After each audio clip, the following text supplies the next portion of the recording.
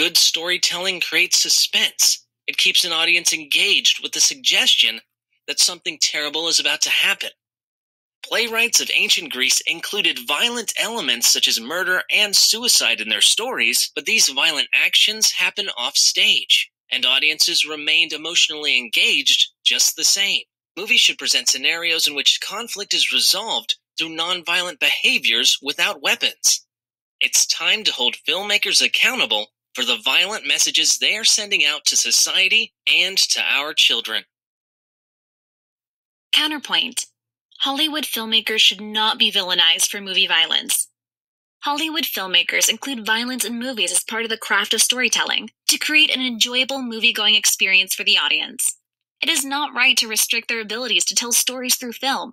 It is also inappropriate to limit entertainment options for people who enjoy watching action and horror movies, but have no tendency towards violence themselves. Some people feel that violence in media causes people to act violently in real life. This just isn't true.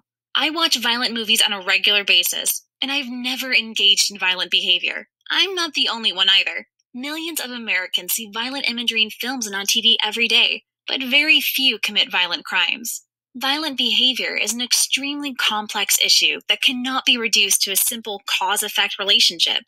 The Center for Disease Control and Prevention, CDC, has identified many risk factors for youth violence. These include history of early aggressive behavior, exposure to violence in the family, low parental involvement, association with delinquent peers, low IQ, poor academic performance, low socioeconomic status, and many others. Exposure to violence in movies does not appear on the CDC's list. Although some psychological studies seem to prove a connection between media violence and violent behavior, those links are not significant enough to justify restrictions on movies. Jonathan L. Friedman, a professor of psychology at the University of Toronto, reported a very small correlation between media violence and aggressive behavior in children. Friedman suggested that violent behavior is most likely present in children who lack regular adult supervision.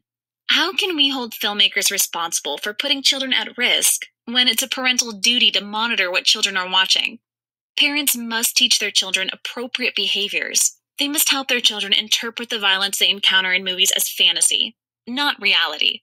Opponents of movie violence claim that crime is on the rise. According to the U.S. Bureau of Justice Statistics, crime rates have dropped steadily since 1993, when 80 of every 1,000 people reported being victims of violent crime. The homicide rate declined 48% from 1993 to 2011. In fact, violent movies may actually play a part in this reduction in violent crime. Children who are watching a movie are taking part in a non-violent activity. Movie watching provides time for entertainment.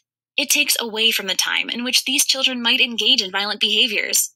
According to Gordon Dahl and Stefano Dellavina, research associates of the National Bureau of Economic Research, estimates suggest that in the short run, violent movies deter almost 1,000 assaults on an average weekend. Because watching violent movies provides those who might otherwise engage in violent behaviors with an alternative, nonviolent activity, it turns out to be a beneficial activity to those with aggressive tendencies. Do we really want to restrict violence in movies and risk an increase in violent crime? Violence has existed in entertainment for centuries. It began with the epic literature and mythology of ancient civilizations and continued through the 16th century works of William Shakespeare. Yet human societies have actually become less violent over time. The violence we see in movies does not dictate how we act toward one another in real life. It exists as a storytelling tool to engage an audience, much like the tools of suspense and humor. It is an effective aid to teach morality through stories of good and evil. We must leave filmmakers to their artistry and allow them to contribute to our culture without censoring their craft.